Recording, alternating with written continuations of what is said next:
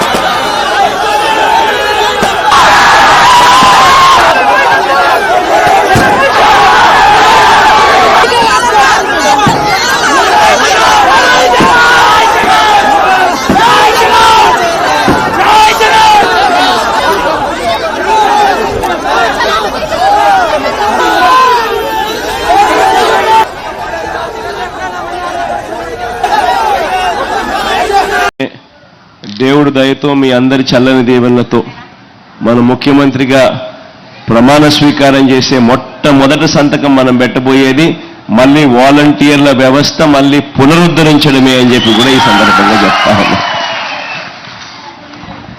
mic ఇంకెక్కడన్నా